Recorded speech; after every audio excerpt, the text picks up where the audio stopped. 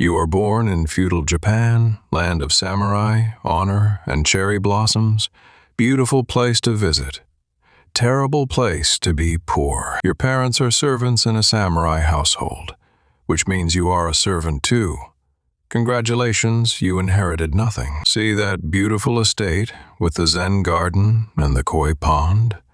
You live in the shed behind it. Your master checks on you the way a farmer counts new chickens.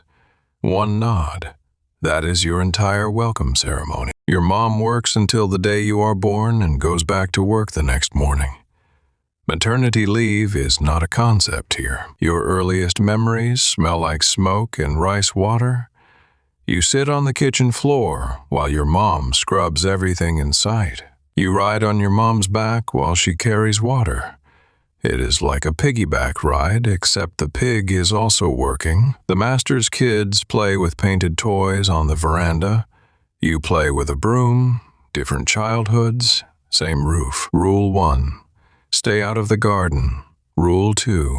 Stay out of the main house. Rule 3. Stay out of the way. Your first job is washing rice. You spill half of it. The head cook looks at you like you've committed a war crime. Scrubbing floors. Miles of wooden floors that need to be spotless every single morning before the master wakes up. Miss a spot and you get the bamboo?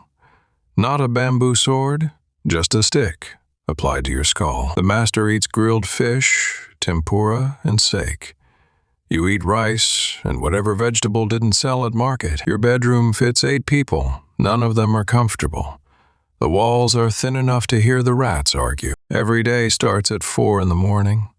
The sun isn't even up yet, and you are already behind schedule. Winter mornings, the water freezes in the bucket before you reach the kitchen. Your feet turn blue.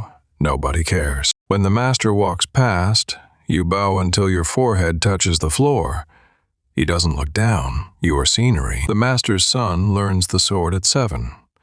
You learn the mop at 7. Both weapons require dedication, apparently. At 8, you are promoted to the stables. Your new boss weighs 800 pounds and kicks. Your daily routine now includes shoveling horse manure. You can smell yourself from the future. You haul water from the well 50 times a day.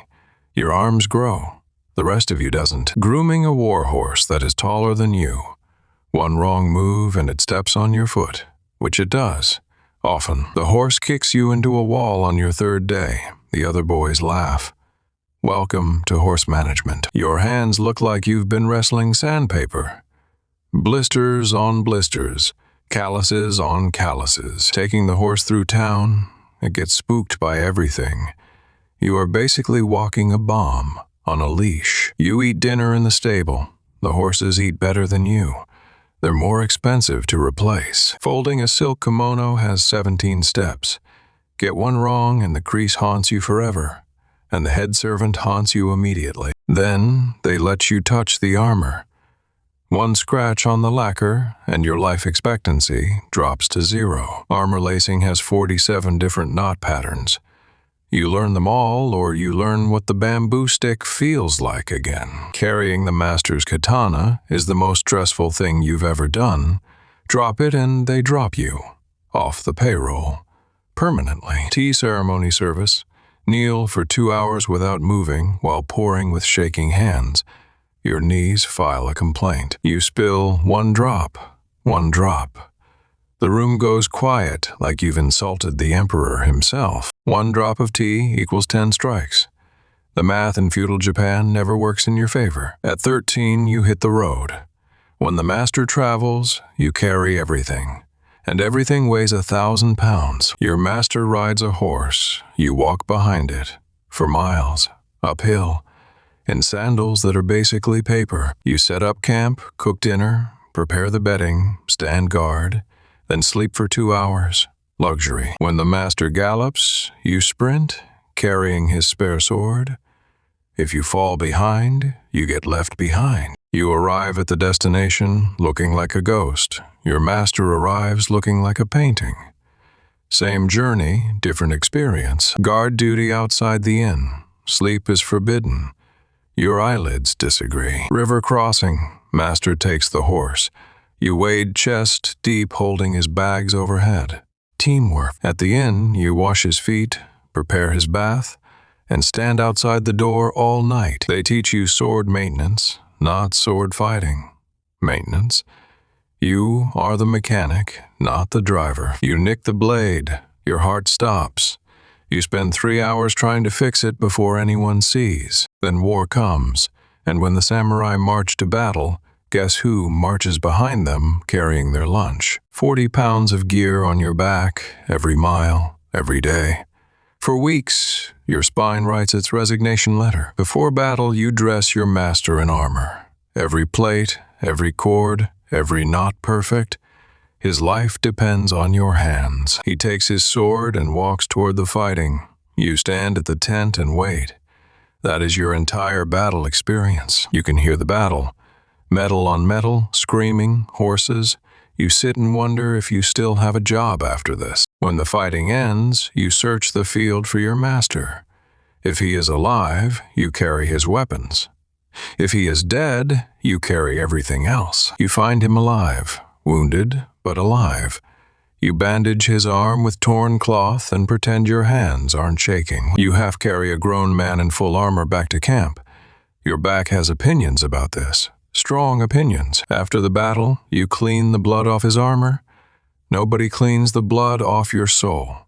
That is not in the job description. The victory parade, samurai in front, glory and applause. Servants in back, blisters and silence. Same war, different credits. Back home, you polish the sword he used. In the next room, he tells the story. You are not in it. You bond with the other servants, not through friendship speeches, through shared exhaustion and mutual silence. By 18, you run the household errands with mechanical efficiency. Wake, serve, clean, sleep. Repeat until dead. Preparing the bath, the water has to be exactly the right temperature, too hot, and you've insulted him, too cold, and same thing. Every morning before anyone wakes you light, 46 lamps. You could do it blindfolded. You basically do. New master, same walkway, same bow. The Lord dies, the sun takes over, and your forehead meets the same floor. You learn ikebana flower arranging, not for yourself. Your master wants fresh arrangements daily. You become an artist.